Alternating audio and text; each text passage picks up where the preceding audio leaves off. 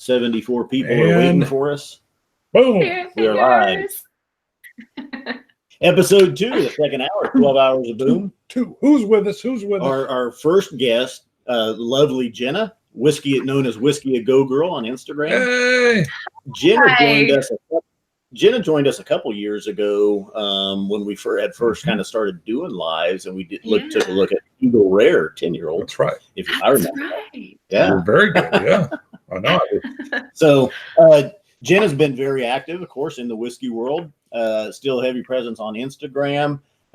Shortly worked with the Scotch Malt Whiskey Society. Mm-hmm. She was in Waterford just before we were there. We'll talk more about that. Yep. And when we were looking for guests to be on the show, I saw she had just been posting about Dickel 13 as well. And I thought, well, what a perfect time to bring Jenna back. Oh, so, first guest. Yep. Thank you so much for having me back. It feels good to be back. It feels like it was so long ago, but then again, it feels like it was yesterday. I forgot that we did Eagle Rare. I like how we have not done one Scotch. Oh, yeah. Look at that. Well, may have to change that. We're going to have you on a third time. Right? Yeah, the Scotch episode. Yeah, we'll Scotch it. So I mean, is it not your favorite? I know Scotch, the Macallan 18 is what got you into whiskey. Yeah, it's not that it's not my favorite. It's just what I typically gravitate towards. I'm a peat head, and I love you. Yeah, I just can't, I love peat, and I love that salty, just funky, briny, just peat bombs. And I like the way you talk. I've loved actually Ben's selection for the society cast for the American Independence. That was just barbecue and fishnets. Stellar. Yeah, that was so beautiful. But that's typically what I gravitate towards, been peated. So bourbon and that's just been kind of a different journey for me, and learning more about it and tasting them and being able to really differentiate, flavor profiles and things like that. Whereas I feel like in Scotch comes, I guess, a little more naturally for me. Mm-hmm. Yeah, I'd say you are right in line there. Discriminating against any whiskey. Good. So now, I really liked this. This. Go ahead. No, go ahead. Sorry. I was going to say, it surprises me how many people will get narrowed into bourbon. Everybody has their own palate, but it's just kind of surprising. You like bourbon, but they don't like Scotch, or vice versa. They only drink Scotch and they don't like bourbon. Right. It's at least with my palate, you have to have you develop different expectations. Are you drinking a Tennessee whiskey? Are you drinking an Irish whiskey? A peated Scotch, or a Japanese, right. And you have different expectations, and you have different palates, and you just expect different things from different whiskeys. Yeah, and that's what I love about it. I think the biggest thing for bourbon for me is that I think for a long time when I first got into Scotch, you have so many different variants in flavor. I mean, it's all over the board. Where I feel like bourbon's a little more dialed in, and sometimes it can tend to be a little one-dimensional. At least that's how it was that's how my palate was kind of digesting it when I first got into it. So I was like, oh, these are all kind of tasting just like the same, and everything's just really sweet, and getting anything but, just that big kind of sugar bomb, right up front. And I don't really like sweet drinks, so it kind of turned me off. And over the years, as I've been, just exploring as many whiskeys as I can get my hands on, I've really started to be able to pick up those things. And I think, it's nice now that I can have some bourbons and it doesn't taste anything like, the bourbon I had 2 nights ago. I'm able to kind of pick those things up a little bit easier than I used to. But that was just, 100%. That's kind of that's why I kind of, gravitate towards the other stuff. Right. Yeah. That's why I'm liking all the American single malts that are coming out too. Yeah. So there's a lot of play there. It's that barley at use. It's not generally, it can be, but it's not always that virgin oak barrel. So they're using some refills. And so the flavors are starting, for me, they'll shift around and do a lot of different things with this American single malt. Yeah, there's been some great ones. There's actually they're not a distillery, but they're bottling called Wonderback, and their American single malt are I cracked one open the other night, and I think I cursed out loud when I sipped it fresh from the bottle, and I was like, this has got to be one of the most amazing I've had just out a really long time. Like really just grabbed me. They're beautiful. So they're in Hood River, Oregon.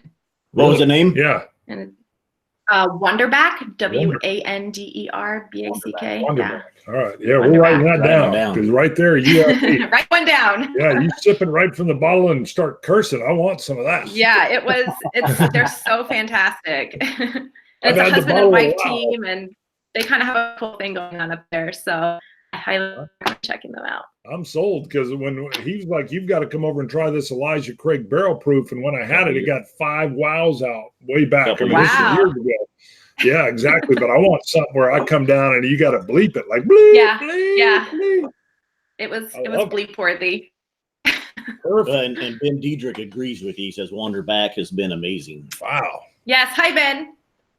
Actually, I reached out to them because Ben and I kind of have, like, if Ben likes it, there's a very large chance that I'm going to like it. Like, I feel like our palates are kind of in line.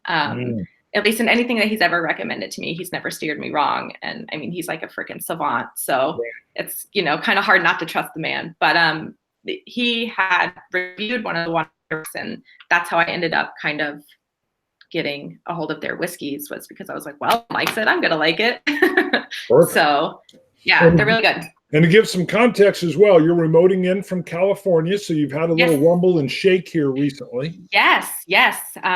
My husband luckily earthquake-proofed our whiskeys yesterday. We had a 6.4 yesterday, and things were a little shaky. And I was like, oh gosh, we have all these whiskeys on the shelf. What are we going to do? We need to figure something out. So we kind of improvised and did that yesterday. And then we had another 4th of July, we had a 6.4. And then yesterday we had a 7.1. Wow. And that one, it literally felt like you just picked your house up and put it on the ocean, and your house is just like on these waves. It's a very strange feeling. So hopefully that doesn't happen again today. Yeah, if we get a live one. It's possible. Yeah, everybody's on pins and needles. You hear the bottles clinking. It's possible. All right. We're going to talk a little bit about Waterford, but should we go in and try this 13-year-old bottle and bottle? Yeah, let's hit this right away. And then we can come back to Waterford. Yep. So the Dickel breakfast whiskey. Now, it does not say it's billed as the Dickel 13-year bottled in bond. Nowhere on the bottle does it say 13 years, but it says distilled in fall of 2005. Right. Was that is Dickel calling this a 13-year? That's a good question. So when I received the bottle, I got this little card in mail that came with it. Just that kind of gave all of its stats and all of its details. And it just said that, it just says George Dickel, bottled in bond, bold and balanced. This 13-year-old whiskey is rooted in authenticity. So they are referring to it as a 13-year. I didn't. It's not actually on the. That it doesn't have a age statement. Now it is only available in a few states. I know Tennessee, of course, California, I believe Florida and Texas right now anyway are the only states it's in, and New York, I think, possibly. New York City. City. But and I ordered this one from California. So what grabbed my attention right away is that retail price on this is $39, something like that. It's outstanding for a 13-year bottle in bond. I had to pick it up, had to try it. So let's find out. Now, some people know we recently reviewed this. Fell a little flat for me. Yeah, but maybe it's open. I'll give you this is how empty mine is. So I've rather enjoyed it. Yeah, we're close. Yeah, we're close. I know.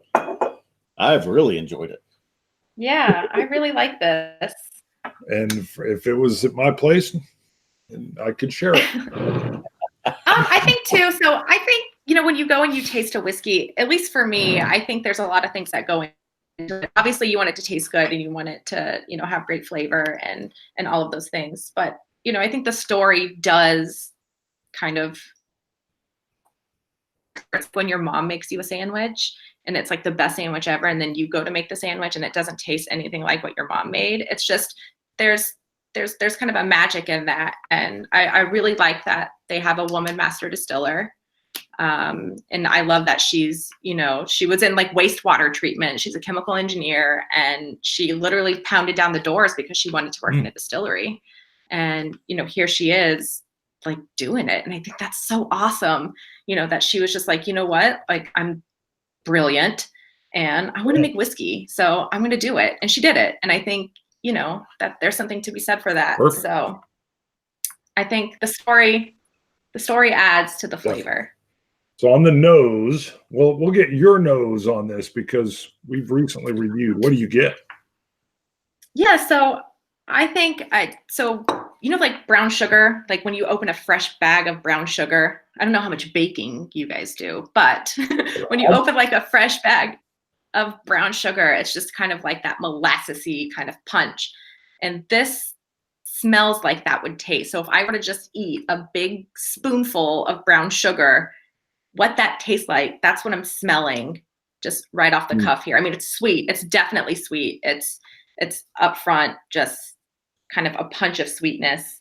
But then you kind of sit within it. It gets a little dirty. There's a little kind of dirt, earth kind of funk in there, which I think that's probably why I dig it so much, because I really gravitate towards those kind of, you know, Like a muskiness to profiles. it, Yeah. like turned earth.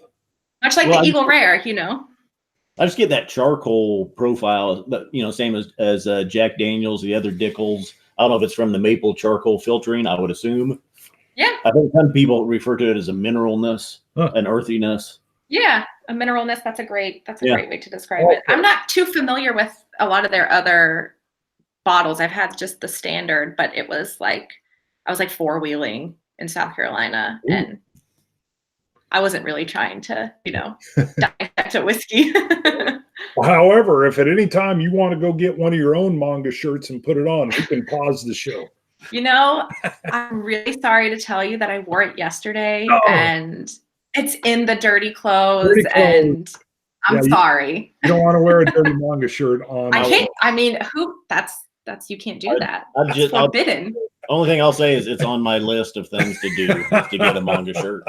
It's Amazon. It takes 2 seconds. Just Amazon one. Yeah, a fan sent you one. It was like a little child size. Oh, yeah, quick cowbell. Oh, cowbell. Mr. Lewis. Mr. Lewis, $5. $5 super chat. Thank you, Mr. Lewis. Appreciate it. Love the cowbell. Yes, thank you, Mr. Lewis. All right.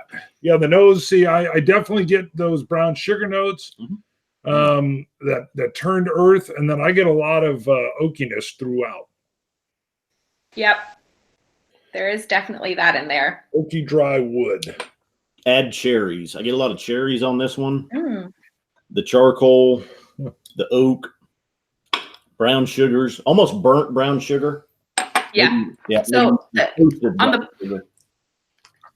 on the palate, the way I describe this, because I drank this last night with my husband, and I was describing it to him. I was like, you know, it's like when you eat a really good barbecue sandwich, and then you like wash it down with a Dr. Pepper, and you kind of get that like fizzy, like the way that when you drink a Dr. Pepper, the way it makes your inside of your mouth feel, like after you've swallowed it. I know exactly what you're talking about. I know, and now I can. That's what this is. Yeah, it's like big barbecue sandwich, like sweet barbecue sauce, and then I just chug a Dr. Pepper.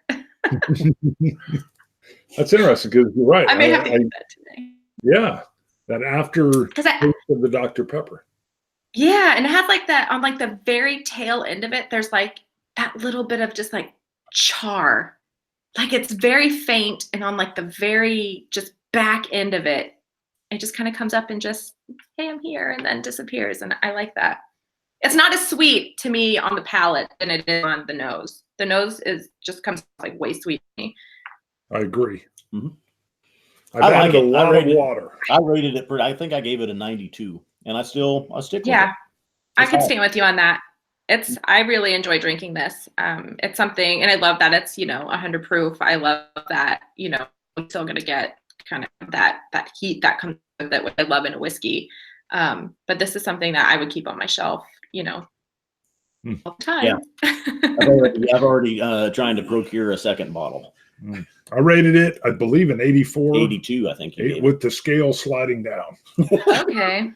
And so, like, what can you tell me? What was it about it that? It comes off real astringent and dry to me, and I get a lot of oak forward on my palate. And it kind of like it's pulling the moisture out of my mouth and that type of dryness. So, but I always say if folks love the oakiness, I think they would like it. I've never been more of an oak forward. Yeah. I kind of like the oak and subtle in the background. Mm-hmm. So for me, it just came in dry, astringent. And I think maybe part of it could be what you just said too. The nose kind of leans that it's going to have some sweet notes. And then all I get is a dry kind of dusty wood on the flavor. Which surprises me that you can take the punch of the heaviest peated thing you can find. Yeah. And that's good on your palate. Love it. But a little oak.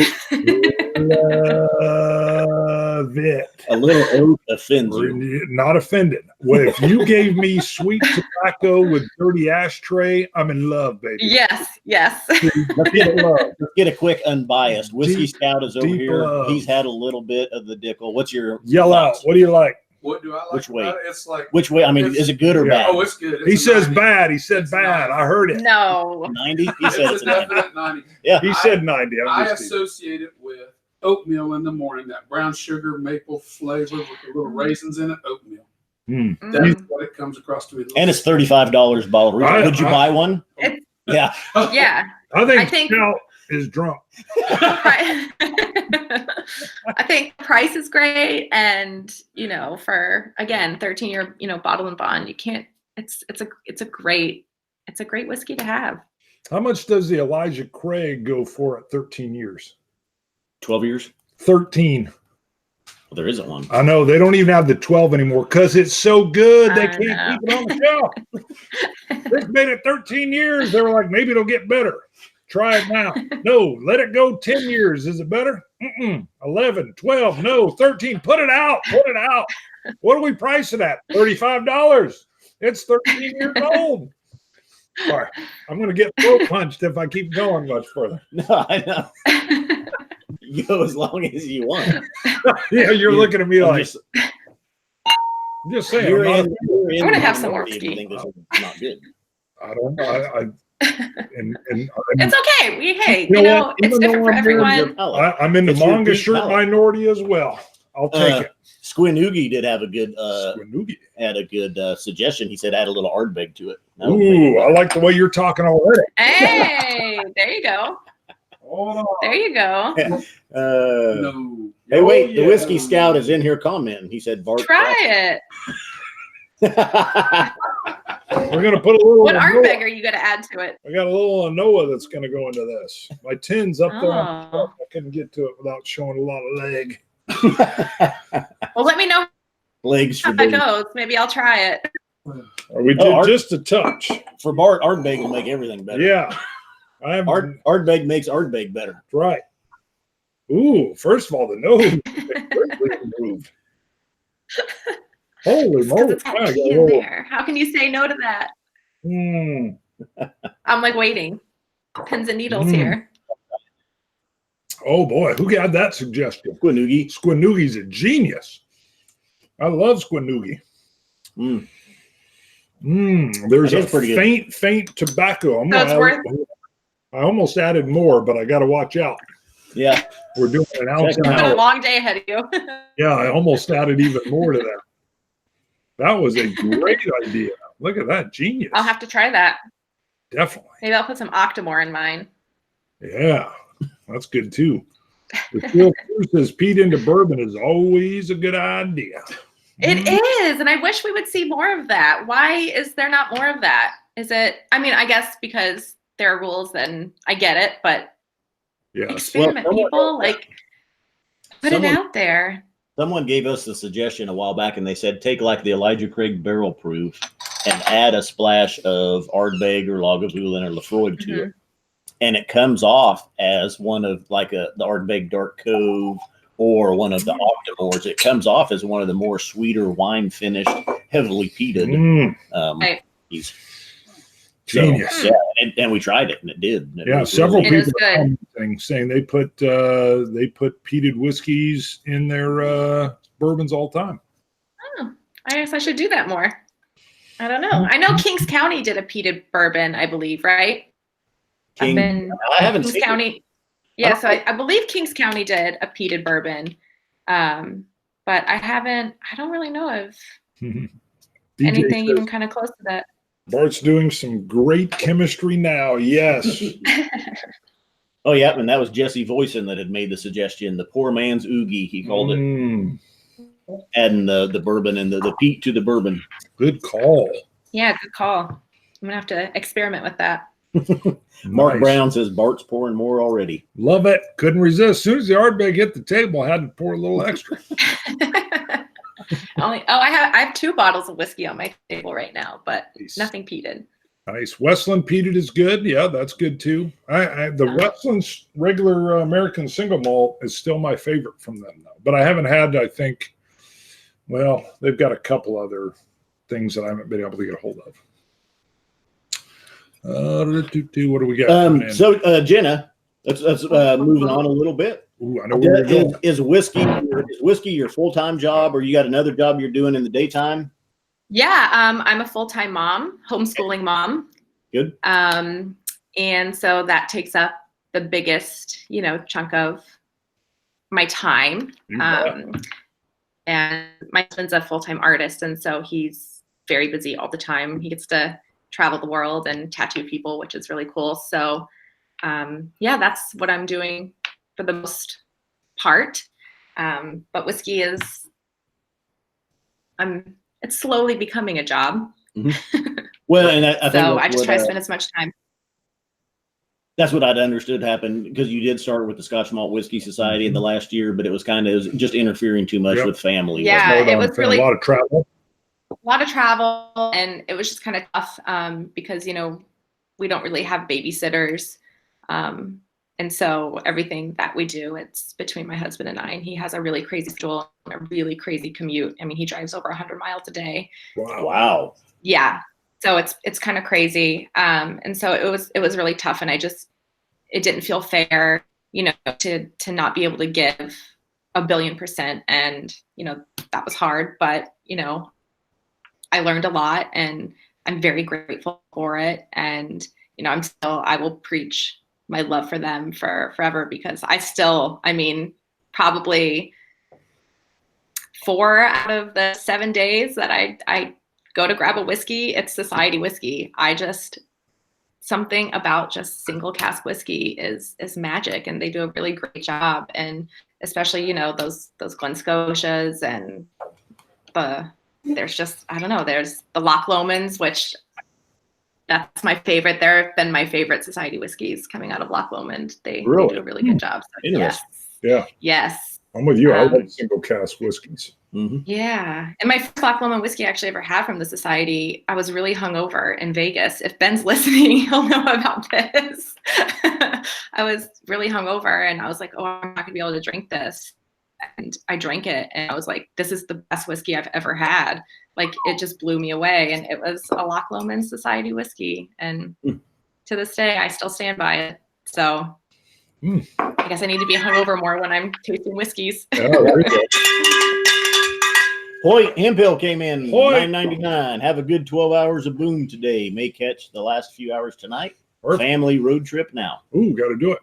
I got to tell you, too, Bill, I just got a big burst of that fizzy Dr. Pepper you talked about with that Ardbeggy tickle in there as well.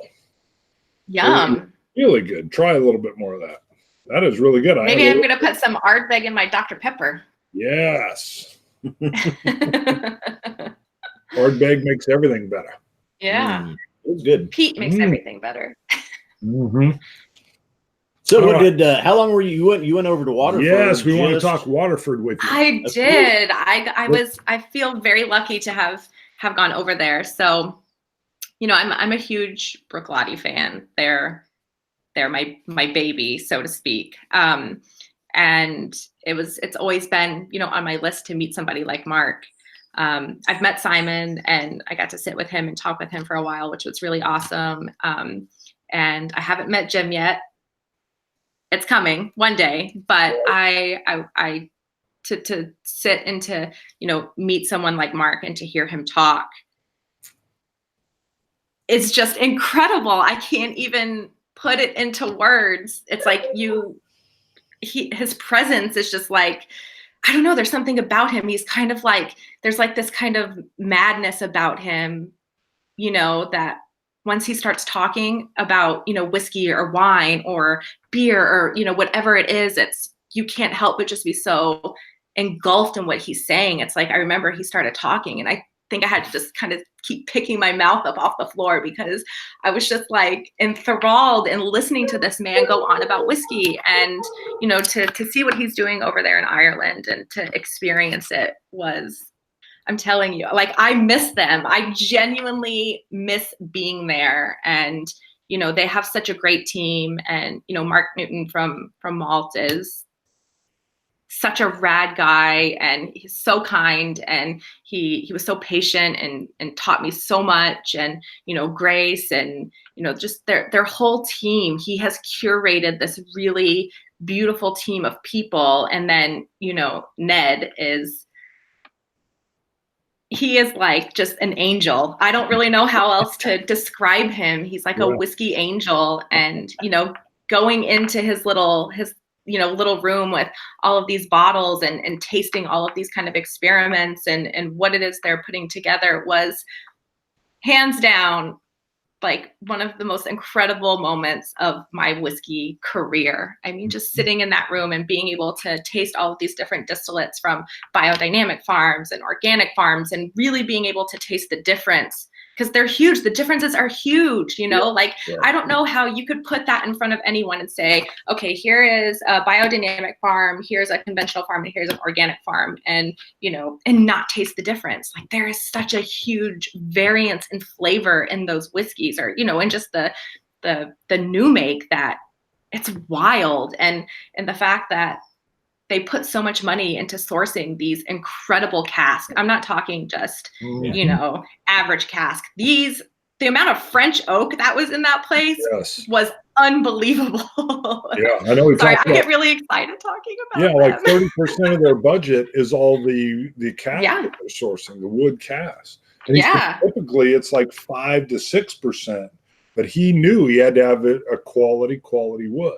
So not only are they coming out with a quality distillate and really, putting a lot of effort into using these farmers who are putting out a beautiful product, but they're matching that with, a beautiful cask. And when you take those two things and marry them, it's kind of hard not to be excited or to have this feeling that it's going to be something really fantastic.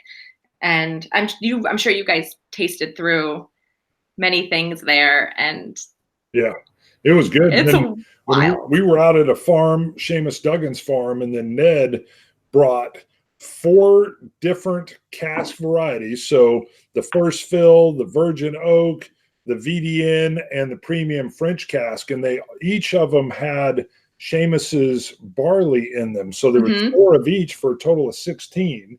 And then Ned had us with Seamus and himself kind of blend our own little unscientific blended concoction. Yeah. And we blind tasted them. And even seeing Seamus's pride that he knows he literally made that barley that went into, or he grew, I guess he didn't make it, but he grew it. And seeing his pride, and there's my little sample bottle from that. And then him talking about it and how they all thought Mark was crazy when he first told him, and how he can taste differences from field to field, not even farm to farm, just his own field to field. I can't wait. I know people are seeing what you've done, we've done. The tribe's been over there. I know Roy Duff's going over there, but man, Mark is so patient to sit on all that stock for 8 to 9 years. He really is. And again, it's, I don't know, for him to just want to do everything the right way and for him to really have a plan and stick with it. He's not cutting corners, and they're that's just our chupacabra German Shepherd Not here a few times throughout the day. Yes. I was worried about mine. I had to lock him up. Yes. But to see him really put this effort into this new thing in Waterford, Ireland, and this beautiful distillery. You have the old original, brew house that, Guinness was, using, and then to kind of see how he's put those two things together and created something really magical, and to, again, like you said, be patient and to just do everything right and not cut a single corner. It's going to show in the product. Mm-hmm. It's going to be hard not to love those whiskeys. Yeah. I mean, I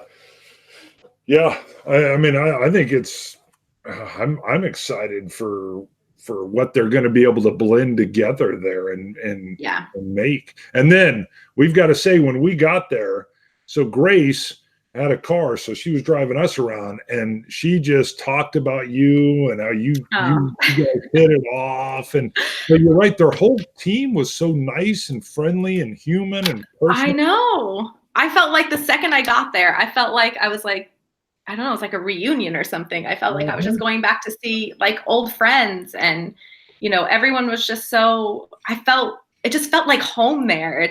And that's what I say when I say I miss it. Like, I really miss being there. And it's like when you walk up to the gates, it's kind of like that, Charlie, bucket moment where he's going up to the gates of the Willy Wonka factory, and you see these gates and it says Waterford, and you're just like, oh my gosh, and you see the facilitator, as they call it, behind the gates, and then you get in there and it's just humble and everyone's kind, and their distiller Ian, and just everyone on the team, Megan, everyone was just magic, and he's done a really great job. And it's nice to be able to see him do this after the whole Brooke Lottie thing, for him to be able to kind of take this baby and make it his and do it the way he wants to do it. And it's exciting.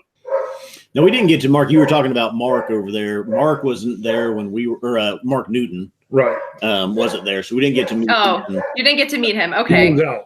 Grace and Ned saw us around most of the week, and then Mark Renier was there that week, so we did get to hang out with it. We got to spend some time with that Mark. Yeah. And that's who I'm referring to. Yeah. We had a cool deal. We rode back from Dublin, so for an hour and a half we were with Mark, and as he talked about everything, we learned about Vikings and all kinds of cool stuff. So we had a blast. Old torture methods they used to use on priests, all kinds of stuff. And he has a really cool story of how he got into whiskey, and it's really cool, and it's really nice to see this happen for him and for him to make this happen. And I'm excited. I can't wait for their whiskeys to be bottled. Yeah. Some people have commented asking kind of price and if they have anything for sale right now. No. They're hoping to keep stuff reasonable priced. From what we got, they're not really putting any prices out there yet. And they fully admit they don't want to release anything before it's ready. Mark is, if it's, I think they're hoping in 2021 to maybe have something to put out there. Yeah. Look on this dog too. My wife might be back. So we did do, when we went to the warehouse, we got to taste some that was 3 years and 4 months old. Yep. 4 or 5 different casks, but 2 of them were simply they could already be bottling those and selling them. They were so good. I agree. I was able to taste a few things that I'm like, what are you waiting for? Yeah. Like, put this out for the world to drink.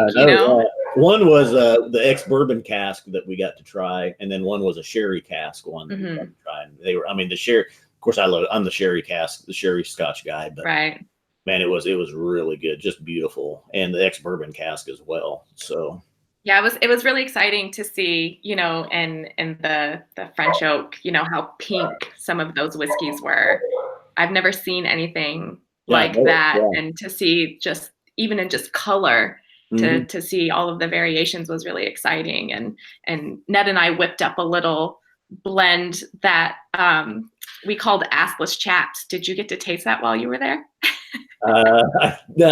Maybe so. Maybe so. Ringing a bell. But and well, that brings up a question as well, because earlier I want to say it was we had a question come in about if you got to taste the funnies, and which is some of the different casks that they're working with. Yes, I did get to. I tasted. I can't even tell you how many whiskeys I tasted when I was there. There was a point where we're in Ballygarrant going through the warehouses, and they're just like, "Well, pick something," and I'm like, "Okay." Like, so we're just like walking through, and I'm like, "This one." It's there's so much there. It's kind of hard to just pick one. Yeah, that was wrong about that. I'd asked that earlier. I remembered. Now they did have some different casks. I took a picture of them, which I showed in our video. But it was like a black and a red on the outside of the cask. It was black. Like the top third and the bottom third was black, and it had a red stripe through it. Ned knew they were a wine cask of some sort. He didn't know off the top of his head. He said he could go back and look, in the registry basically and find out what they are. But I don't recall either. But yeah, I hadn't seen casks like that before. Yeah, I don't think I saw. I'm trying to look back through my pictures to see if I don't think I saw anything quite like that. I just remember seeing so much French oak and seeing, when the French oak comes in, they have like that decorative, almost little like reed around the rim of the barrel.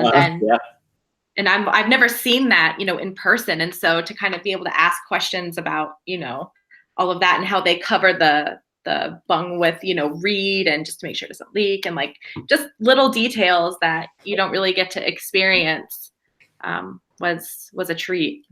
I was looking to see if I had it real quick, if I can find it, just a picture. I'm looking back through mine, and I don't. I love that. That's the French. Let me come in and do a screen share right quick, and maybe somebody that's watching will know what this is. Well, he said those were French, but he would have to look up the particular deal to tell us exactly. Oh, look at those. Yeah.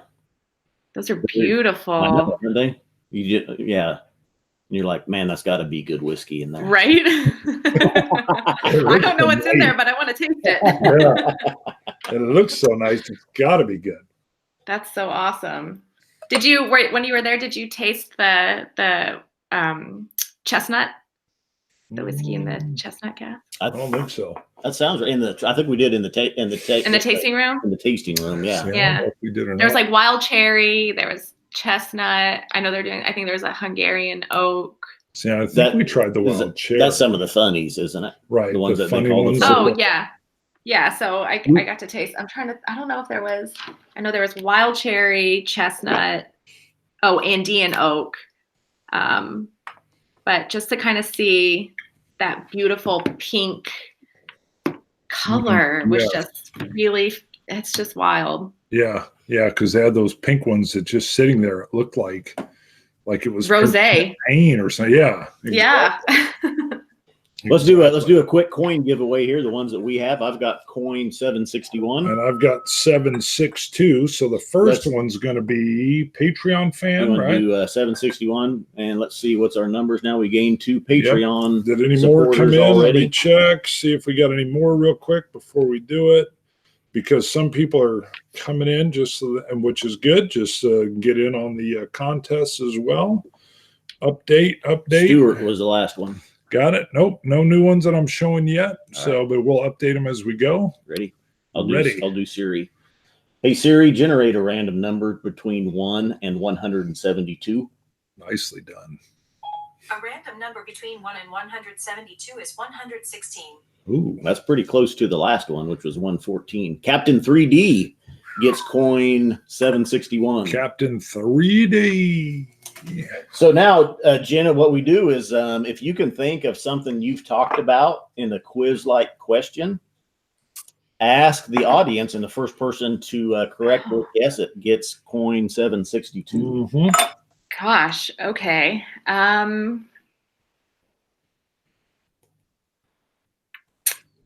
What was the whiskey that got me into whiskey? That did come up during the show. The whiskey that got Jenna into whiskey. The whiskey that got Jenna into whiskey is the question. Nothing's come in yet. No answers. Let's see. They're thinking. Oh, Calvin DJ 18. Beacon. DJ. DJ Beacon got it. All right. So 762 goes to DJ Beacon. He has been commenting a lot on Patreon lately too. And we were talking about this boom coming up. What is this 12 hours of boom? You know, we need the Sharpie, which is right here, to initial these. Oh yeah. Should we? It's not the sharpest tip on there. Oh. Maybe we'll do it later. Okay. Because that one I noticed in there that we need a finer tip if we're gonna sign them, I think. Patrick Fulmer, it was not assless chaps that got Jenna into whiskey. I don't know. If I had assless chaps as my first whiskey, it definitely would have got me into whiskey. Yeah. I'm keeping my fingers crossed that they release assless chaps. That would be perfect. Now, I'll say Ned imparts a lot of wisdom. Yes. The best wisdom I got from Ned is that it's not the mouth it comes out of, it's the mind it goes into. I loved when Ned was pulling out the samples when we were at the warehouse and he's moving the thief around. Yes. Singing something. Yes. Yeah, we were filming it. And then I finally, on the fourth one, I go, what are you singing? And he does it to Scott and it tickles him. Yeah, what is it? He goes, what are you doing? All around the rosy. Yeah. Or something like that. Yeah, that's right. All around the garden. Yeah, something, and then he tickles you. Yeah, and he was like, oh. And that just showed like the cool naturalness of everybody that was there. So. Yeah, and I really love that, Mark decided to, because Ned was working, at the factory, before it was bought and turned into, a whiskey distillery. And the fact that, Mark did a really great job of bringing back all of, the people who, lost their jobs when that happened and, really kind of bringing in this new life and giving that opportunity back to Waterford. And I think that's really important. And I think he picked the freaking right person because Ned is, I'm telling you, he is one of just the most magical humans I have met, in this whole whiskey experience. And I'm so excited for Waterford to have someone like that there's so much heart there, and I think that makes such a huge difference. Like I said, the story and the people behind it, I'm telling you, it makes a big difference. And he's the jam. So if you're watching this, Ned, we love you. And we're getting the rhyme that's coming in now. Gorf King has all around the garden like a teddy bear. And then Triquetra UK says all around the garden like a teddy bear, 1 step, 2 step, tickle under there. That was it. There you go. Perfect. There you go. That might even be on the quiz. And Mash and Drum points out Bart in a manga shirt with chaps. Maybe that'll be on the Christmas card. But my chaps, they have to have the ass in them. No, chaps don't. They could. That's why they're chaps. Well, no, you just wear them over your pants. There you go. Well, yeah. See, they have ass chaps. That just means chaps without the pants. They do make pants that have the ass in the chap. They do. Oh. I think we were drinking a lot of whiskey at that point. I don't know. Cool. All right, we're at 11:44, so a few seconds left. Jenna, tell everybody where to find you at, and you can find me on Instagram at Whisky a Go Girl, and it's whiskey without the E, spelled correctly. Waterford spelling without the E.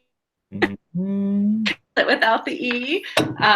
And you can go to my website. I randomly will throw some stuff up there at whiskyagogirl.com. Cool. All right. Yeah. And thank you for joining us. Thank you so much for having me back and to chat about some great whiskeys. And it was fun. I appreciate it. And thanks to everybody that tuned in. And second showdown, Scotch It, you Scotch gods. Cilantro. Cheers. Dummies. Oops, that was weak. It's got Ardbeg in it.